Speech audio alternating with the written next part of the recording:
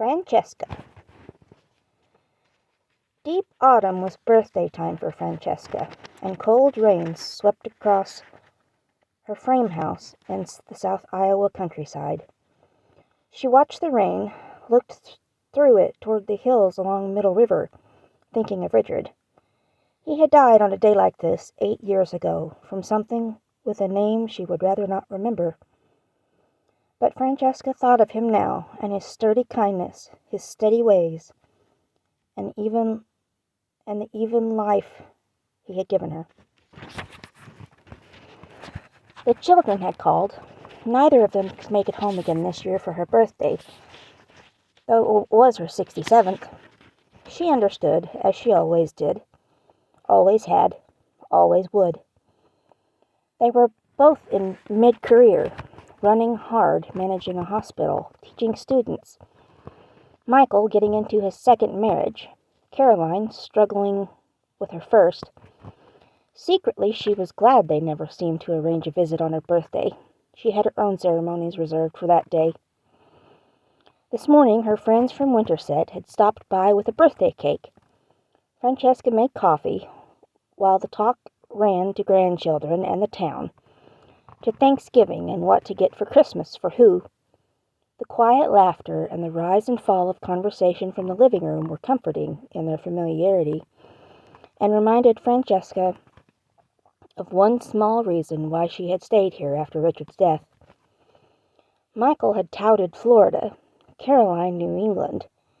She had remained in the hills of South Iowa on the land, keeping her old address for a special reason, and she was glad she had done that. Francesca had watched them leave at lunchtime. They drove their Buicks and Fords down the lane, turned onto the paved county road, and headed toward Winterset, wiper blades pushing aside the rain. They were good friends, though they would never understand what lay inside of her, would not understand even if she told them. Her husband had said she would find good friends when he brought her here after the war from Naples. He said, Iowans have their faults, but one of them is not lack of caring. And that was true, is true. She had been 25 when they met, out of the university for 3 years, teaching at a private school for girls, wondering about her life. Most of the young Italian men were dead, or injured, or in POW camps, or broken by fighting. Her affair with Niccolo, a professor of art at the university, who painted all day and took her on wild, reckless tours of the underside of Naples at night, had been over for a year, done in finally by the unceasing disapproval of her traditional parents. She wore ribbons in her black hair and clung to her dreams, but no handsome sailors disembarked looking for her. No voices came up to her window from the streets below. The hard press of reality brought her to the recognition that her choices were constrained. Richard offered a reasonable alternative, kindness and the sweet promise of America. She had studied him in his soldier's uniform as they sat in a cafe in the Mediterranean sunlight, saw him looking earnestly at her in his Midwestern way, and came to Iowa with him. Came to have his children, to watch Michael play football on cold October nights, to take Caroline to Des Moines for her prom dresses. She exchanged letters with her sister in Naples several times each year, and had returned there twice, when each of her parents had died. But Madison County was home now, and she had no longing to go back again. The rain stopped in mid-afternoon, and then resumed its way just before evening. In the twilight, Francesca poured a small glass of brandy and opened the bottom drawer of Richard's roll-top desk, the walnut piece that had passed down through 3 generations of his family. She took out a manila envelope and brushed her hand across it slowly, as she did each year on this day. The postmark read, Seattle, Washington, September 12th, 65. She always looked at the postmark first. That was part of the ritual. Then to the address written in longhand, Francesca Johnson, RR2, Winterset, Iowa. Next, the return address, carefully scrabbled in the upper left, Box 642, Bellingham, Washington. She sat in a chair by the window, looked at the addresses, and concentrated. For contained in them was the moment of his hands, and she wanted to bring back the feel of those hands on her 22 years ago.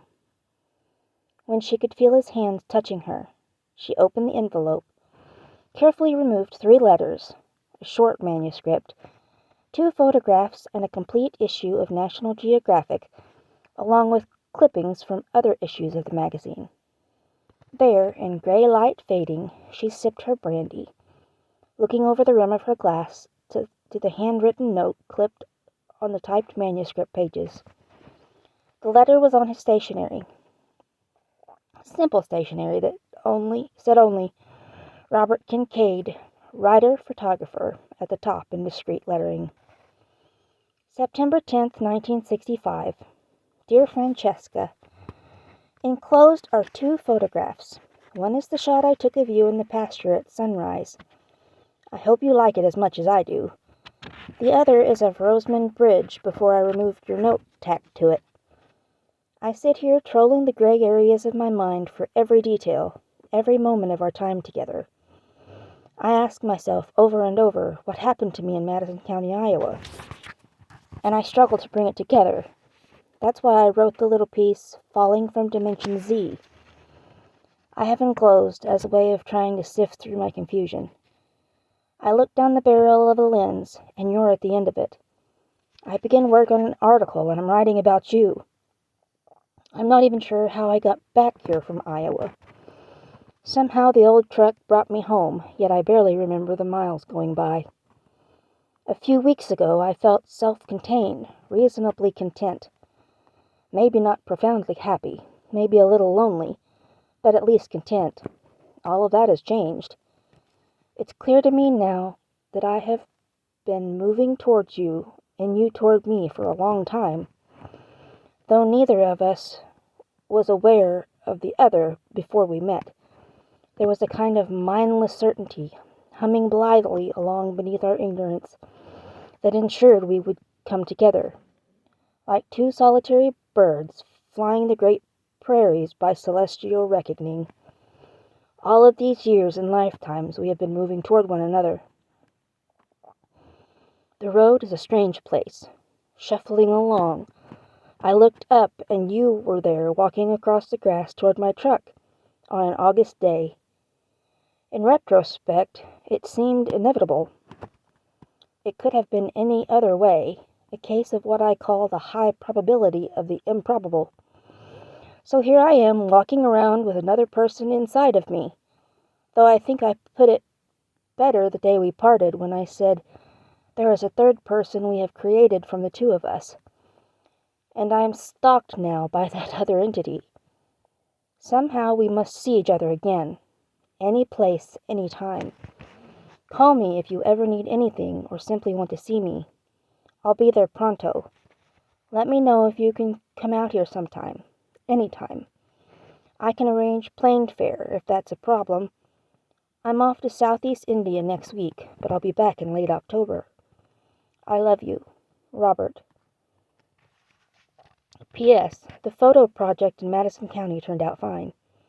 Look for it in NG next year.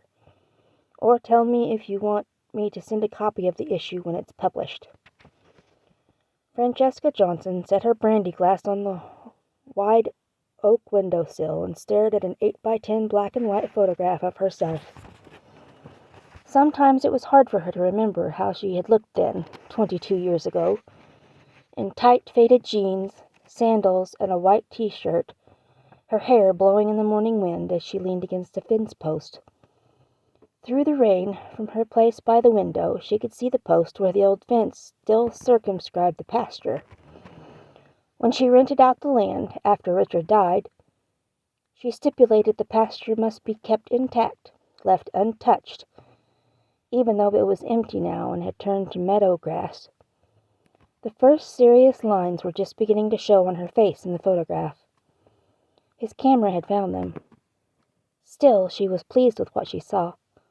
Her hair was black and her body was full and warm, filling out the jeans just about right. Yet it was her face at which she stared. It was the face of a woman desperately in love with the man taking the picture. She could see him clearly also, down the flow of her memory. Each year she ran all the images through her mind meticulously, remembering everything, forgetting nothing, imprinting all of it forever like tribesmen passing down on oral history through the generations.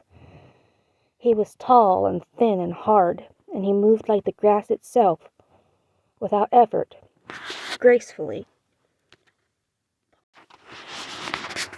His silver-gray hair hung well below his ears, and nearly always looked disheveled, as if he had just come in from a long sea voyage through a stiff wind and had tried to brush it into place with his hands.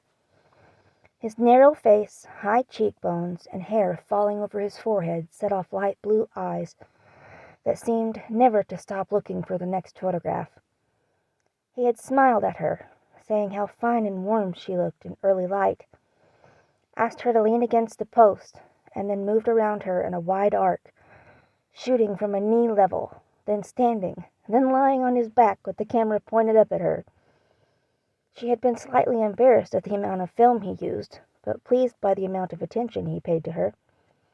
She hoped none of the neighbors were out early on their tractors, though on that particular morning she hadn't cared too much about neighbors and what they thought. He shot, loaded film, changed lenses, changed cameras, shot some more, and talked quietly to her as he worked, always telling her how good she looked to him and how much he loved her. "Francesca, you're incredibly beautiful." Sometimes he stopped and just stared at her, through her, around her, inside of her. Her nipples were clearly outlined where they pressed against the cotton t-shirt. She had been strangely unconcerned about that, about being naked under the shirt. More, she was glad of it, and was warmed knowing that he could see her breasts so clearly down his lenses. Never would she have dressed this way around Richard. He would not have approved. Indeed, before meeting Robert Kincaid, she would not have dressed this way any time. Robert had asked her to arch her back ever so slightly, and as he whispered then, yes, that's it, stay there." That was when he had taken the photograph at which she now stared. The light was perfect, that's what he had said. Cloudy Bright was his name for it, and the shutter clicked steadily as he moved around her. He was lithe, that was the word she had thought of while watching him. At 52, his body was all lean muscle that moved with the kind of intensity and power that comes only to men who work hard and take care of themselves. He told her he had been a combat photographer in the Pacific, and Francesca could imagine him coming up smoke-drenched beaches with the Marines, cameras banging against him, one to his eye, the shutter almost on fire with the speed of his picture-taking. She looked at the picture again, studied it. I did look good, she thought, smiling to herself at the mid-self-admiration. I never looked that good before or after. It was him. And she took another sip of brandy while the rain climbed up and rode hard on the back of November wind. Robert Kincaid was a magician of sorts, who lived within himself in strange, almost threatening places.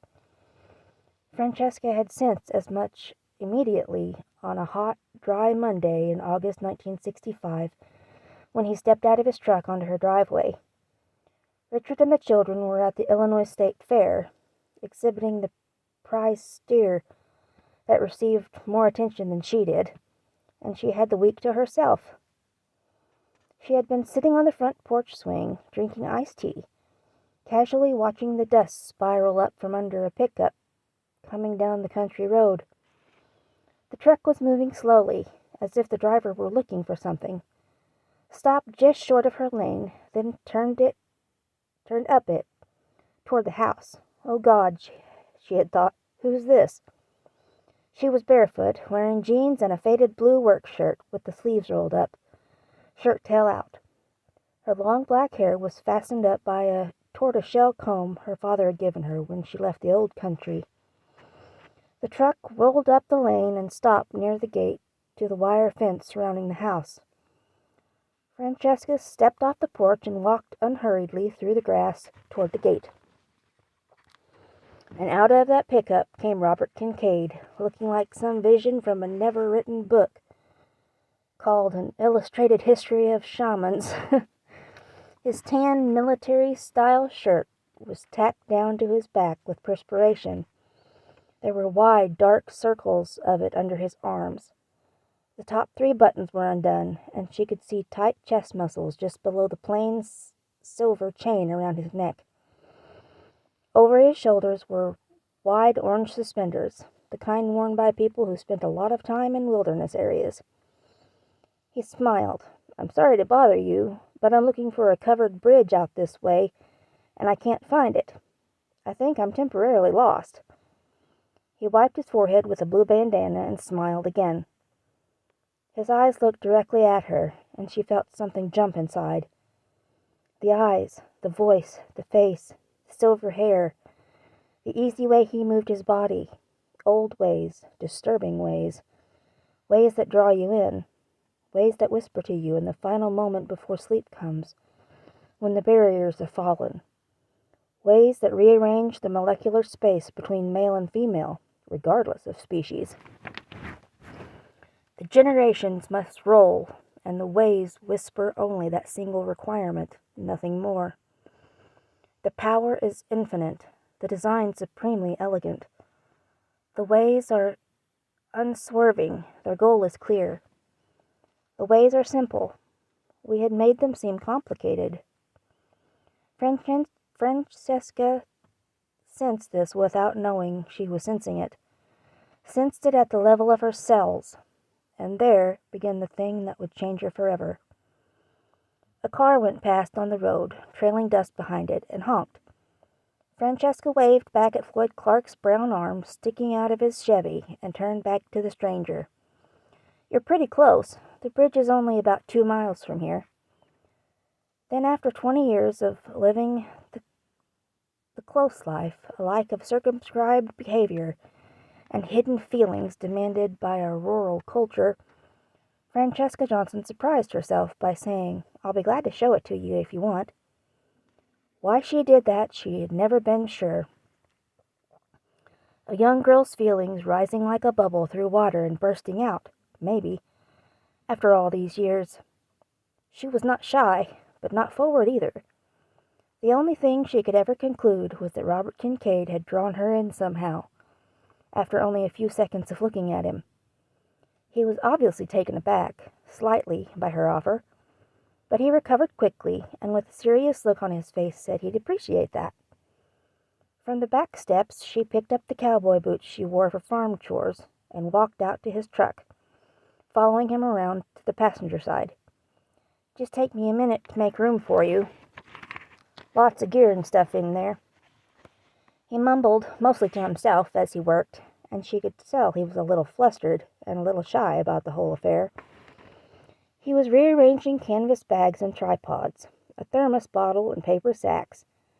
In the back of the pickup were an old tan Samsonite suitcase and a guitar case, both dusty and battered, both tied to a spare tire with a piece of clothesline rope. The door of the truck swung shut, banging him in the rear as he mumbled, and sorted stuffed paper coffee cups and banana peels into a brown grocery bag that he tossed into the truck box when he was finished. Finally, he removed a blue and white ice chest and put that in the back as well. In faded red paint on the green truck door was printed Kincaid Photography, Bellingham, Washington. "Okay, I think you can squeeze in there now." He held the door, closed it behind her, then went around to the driver's side, and with a peculiar animal-like grace, stepped in behind the wheel. He looked at her, just a quick glance, smiled slightly, and said, "Which way?" "Right," she motioned with her hand. He turned the key, and the out-of-tune engine ground to a start. Along the lane toward the road, bouncing his long legs, working the pedals automatically, old Levi's running down over leather-laced brown field boots that had seen a lot of foot miles go by. He leaned over and reached into the glove compartment, his forearm accidentally brushing across her lower thigh. Looking half out of the windshield and half into the compartment, he took out a business card and handed it to her. "Robert Kincaid, writer-photographer." His address was printed there, along with a phone number. "I'm out here on an assignment from National Geographic," he said. "You familiar with the magazine?" "Yes," Francesca nodded, thinking. "Isn't everybody?" "They're doing a piece on covered bridges, and Madison County, Iowa, apparently has some interesting ones. I've located 6 of them, but I guess there's at least one more, and it's supposed to be out in this direction." "It's called Roseman Bridge," said Francesca, over the noise of the wind and tires and engine. Her voice sounded strange, as if it belonged to someone else, to a teenage girl leaning out of a window in Naples, looking far down city streets toward the trains, or out at the harbor and thinking of distant lovers yet to come. As she spoke, she watched the muscles in his forearm flexed when he shifted gears. 2 knapsacks were beside her. The flap on one was closed, but the other was folded back, and she could see the silver-colored top and black box of a camera sticking out. The end of a film box, Kodachrome 2, 25, 36 exposures, was taped to the camera back. Stuffed behind the packs was a tan vest with many pockets. Out of one pocket dangled a thin cord with a plunger on the end. Behind her feet were 2 tripods. They were badly scratched, but she could read part of the worn label on one. Gitzo. When he had opened the glove box, she noticed it was crammed with notebooks, maps, pens, empty film canisters, loose change, and a carton of Camel cigarettes. "Turn right at the next corner," she said. That gave her an excuse to glance at the profile of Robert Kincaid. His skin was tanned and smooth and shiny with sweat. He had nice lips. For some reason, she had noticed that right away. And his nose was like that she had seen on Indian men during a vacation the family had taken out west when the children were young. He wasn't handsome, not in any conventional sense, nor was he homely. Those words didn't seem to apply to him. But there was something about him, something very old, something slightly battered by the years, not in his appearance, but in his eyes. On his left wrist was a complicated-looking watch with a brown, sweat-stained leather band. A silver bracelet with some intricate scroll work clung to his right wrist. It needed a good rubbing with silver polish, she thought, then chastised herself for being caught up in the trivia of small-town life she had silently rebelled against through the years. Robert Kincaid pulled a pack of cigarettes from his shirt pocket, took one halfway out, and offered it to her. For the second time in 5 minutes, she surprised herself and took the cigarette. "What am I doing?" she thought. She had smoked years ago, but gave it up under the steady thump of criticism from Richard. He shook out another one, put it between his lips, and flicked a gold Zippo lighter into flame, holding it toward her while he kept his eyes on the road. She cupped her hands around the lighter to hold the wind in abeyance, and touched his hand to steady it against the bouncing of the truck. It took only an instant for her to light the cigarette, but that was long enough to feel the warmth of his hand and the tiny hairs along the back of it.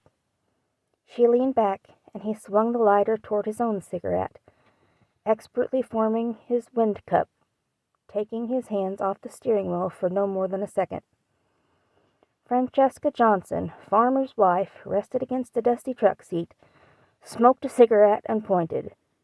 There it is, just around the curve. The old bridge, peeling red in color, tilting slightly from all the years, set across the small stream. Robert Kincaid had smiled then. He quickly looked at her and said, "It's great, a sunrise shot." He stopped 100 feet from the bridge and got out, taking the open knapsack with him. "I'm going to do a little reconnaissance for a few minutes. Do you mind?" She shook her head and smiled back. Francesca watched him walk up the country road, taking a camera from the knapsack and then slinging the bag over his left shoulder. He had done that thousands of times, that exact movement. She could tell by the fluidity of it. As he walked, his head never stopped moving, looking from side to side, then at the bridge, then at the trees behind the bridge. Once he turned and looked back at her, his face serious. In contrast with the local folks, who fed on gravy and potatoes and red meat 3 times a day, for some of them, Robert Kincaid looked as if he ate nothing but fruits and nuts and vegetables. Hard, she thought. He looks hard physically. She noticed how small his rear was in tight jeans. She could see the outlines of his billfold in the left pocket and the bandana in the right one, and how he seemed to move over the ground with unwasted motion. It was quiet. A red-winged blackbird sat on a fence wire and looked in at her. A meadowlark called from the roadside grass. Nothing else moved in the white of the sun of August. Just short of the bridge, Robert Kincaid stopped. He stood there for a moment, then squatted down, looking through the camera. He walked to the other side of the road, and then the same thing. Then he moved into the cover of the bridge and studied the beams and floor planks. Looked at the stream below, through a wall in the side. Francesca snuffed out her cigarette in the ashtray, swung open the door, and put her boots on the gravel. She glanced around to make sure none of her neighbors' cars were coming, and walked toward the bridge. The sun was a hammer in late afternoon, and it looked cooler inside the bridge. She could see his silhouette at the other end until he disappeared down the incline toward the stream. Inside she could hear pigeons burbling softly in their nests under the eaves, and put the palm of her hand to the side planking, feeling the warmth. Graffiti was scrawled on some of the planks. "Jimbo Dennison, Iowa. Sherry and Dubby. Go Hawks." The pigeons kept on burbling softly. Francesca peeked through a crack between 2 of the side planks, down toward the stream where Robert Kincaid had gone. He was standing on a rock in the middle of the little river, looking toward the bridge, and she was startled to see him wave. He jumped back to the bank and moved easily up the steep grade. She kept watching the water until she sensed his boots on the bridge flooring. "It's real nice, real pretty here," he said, his voice reverberating inside the covered bridge. Francesca nodded. "Yes, it is. We take these old bridges for granted around here and don't think much about them." He walked to her and held out a small bouquet of wildflowers, black-eyed Susans. "Thanks for the guided tour." He smiled softly. "I'll come back at dawn one of these days and get my shots." She felt something inside of her again. Flowers. Nobody gave her flowers, even on special occasions. "I don't know your name," he said. She realized then that she had not told him, and felt dumb about that. When she did, he nodded and said, "I caught the smallest trace of an accent. Italian?" "Yes, a long time ago." The green truck again, along the gravel roads with the sun lowering itself. Twice they met cars, but it was nobody Francesca knew. In the 4 minutes it took to reach the farm, she drifted, feeling unraveled and strange. More of Robert Kincaid, writer, photographer. That's what she wanted. She wanted to know more, and clutched the flowers on her lap, held them straight up like a schoolgirl coming back from an outing. The blood was in her face. She could feel it. She hadn't done anything or said anything, but she felt as if she had. The truck radio, indistinguishable, almost in the roar of the road and wind, carried a still guitar song, followed by the 5 o'clock news. He turned the truck up the lane. "Richard is your husband?" he had seen on the mailbox. "Yes," said Francesca, slightly short of breath. Once her words started, they kept on coming. "It's pretty hot. Would you like an iced tea?" He looked over at her. "If it's all right, I sure would." "It's all right," she said. She directed him, casually she hoped, to park the pickup around behind the house. What she didn't need was for Richard to come home and have one of the neighbormen say, "Hey, Dick, having some work done on the place? Saw a green pickup there last week. Knew Franny was home, so I didn't bother to check on it." Up broken cement steps to the back porch door. He held the door for her, carrying his camera knapsack. "Awful hot to leave the equipment in the truck," he had said when he pulled them out. "A little cooler in the kitchen, but still hot." The collie snuffled around Kincaid's boots, then went out the back porch and flopped down, while Francesca removed ice from metal trays and poured sun tea from a half-gallon glass jug. She knew he was watching her as he sat at the kitchen table, long legs stretched in front of him, brushing his hair with both hands. "Lemon?" "Yes, please." "Sugar?" "No, thanks." The lemon juice dribbled slowly down the side of a glass, and he saw that, too. Robert Kincaid missed little. Francesca set the glass before him, put her own on the other side of the formica-topped table, and her bouquet in water in an old jelly glass with renderings of Donald Duck on it. Leaning against the counter, she balanced on one leg, bent over and took off a boot, stood on her bare feet and reversed the process for the other boot.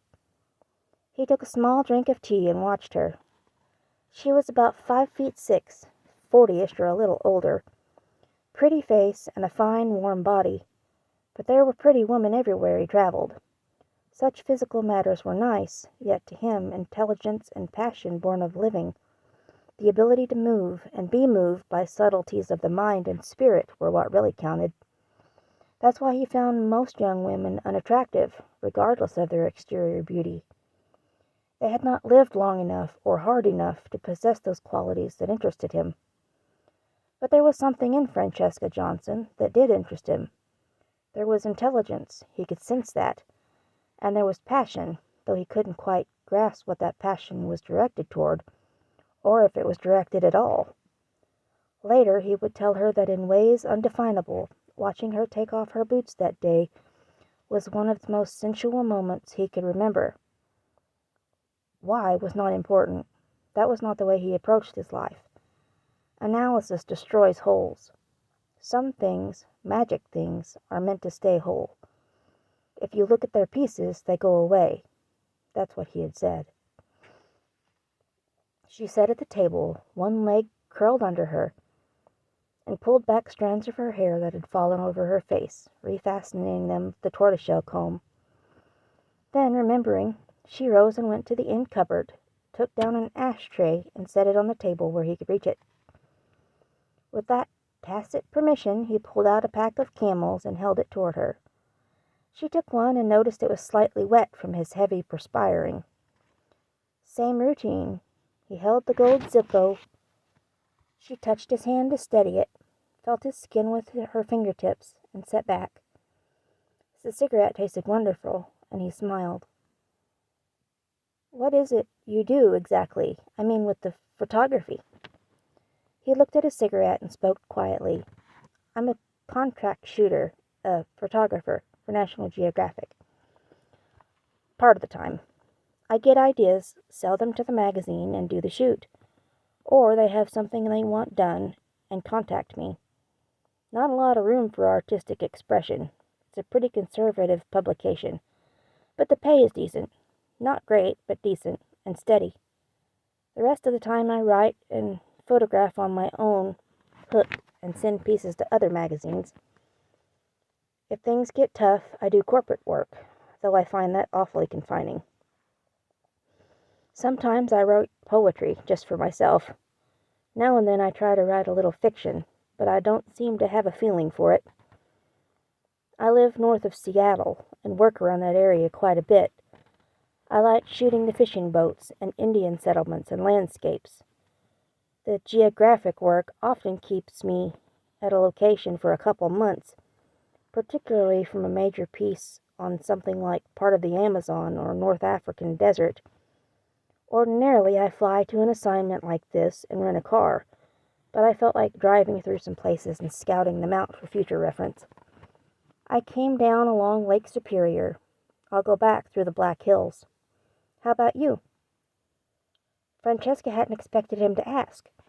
She stammered for a moment. Oh gosh, nothing like you do. I got my degree in comparative literature. Winterset was having trouble finding teachers when I arrived here in 1946, and the fact that I was married to a local man who was a veteran made me acceptable. So I picked up a teaching certificate and taught high school English for a few years. But Richard didn't like the idea of me working. He said he could support us, and there was no need for it, particularly when our 2 children were growing. So I stopped and became a farm wife, full-time. That's it. She noticed his iced tea was almost gone and poured him some more from the jug. Thanks. How do you like it here in Iowa? There was a moment of truth in this. She knew it. The standard reply was just fine. It's quiet. The people are real nice. She didn't answer immediately. Could I have another cigarette? Again the pack of Camels. Again the lighter. Again touching his hand lightly. Sunlight walked across the back porch floor and onto the dog, who got up and moved out of sight. Francesca, for the first time, looked into the eyes of Robert Kincaid. I'm supposed to say just fine. It's quiet. The people are real nice. All of that's true, mostly. It is quiet. And the people are nice in certain ways. We all help each other out. If someone gets sick or hurt, the neighbors pitch in and pick corn or harvest oats, or do whatever needs to be done. In town, you can leave your car unlocked and let your children run without worrying about them. There are a lot of good things about the people here, and I respect them for those qualities. But, she hesitated, smoked, looked across the table at Robert Kincaid. It's not what I dreamed about as a girl. The confession, at last. The words had been there for years, and she had never said them. She had said them now to a man with a green pickup truck from Bellingham, Washington. He said nothing for a moment. Then, I scribbled something in my notebook the other day for future use. Just had the idea while driving along. That happens a lot. It goes like this. The old dreams were good dreams. They didn't work out, but I'm glad I had them. I'm not sure what that means, but I'll use it somewhere. So I think I kind of know how you feel. Francesca smiled at him then. For the first time, she smiled warm and deep. And the gambler's instincts took over.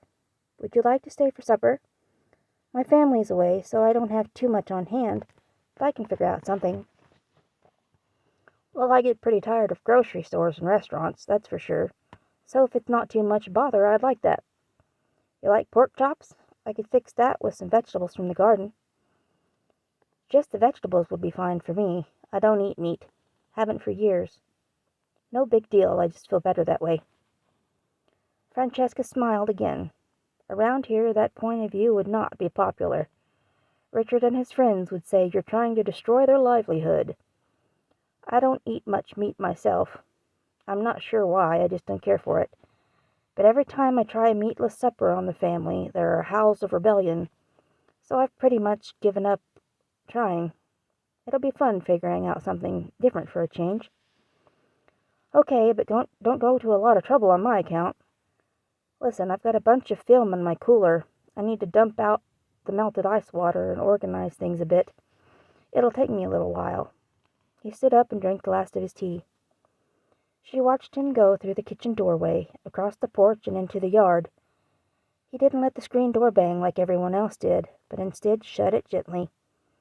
Just before he went out, he squatted down to pet the collie, who acknowledged the attention with several sloppy licks along his arms. Upstairs, Francesca ran a quick bath, and while drying off, peered over the top of the cafe curtain toward the farmyard. His suitcase was open, and he was washing himself, using the old hand pump. She should have told him he could shower in the house if he wanted. She had meant to, balked for a moment at the level of familiarity that implied to her, and then, floating around in her own confusion, forgot to say anything. But Robert Kincaid had washed up under worse conditions, out of buckets of rancid water in tiger country, out of his canteen in the desert. In her farmyard he had stripped to the waist and was using his dirty shirt as a combination washcloth and towel. A towel, she scolded herself. At least a towel. I could have done that for him. His razor caught the sunlight where it lay on cement beside the pump, and she watched him soap his face and shave. There's that word again, she thought, hard. He wasn't big-bodied, a little over 6 feet, a little toward thin, but he had large shoulder muscles for his size, and his belly was flat as a knife blade. She didn't look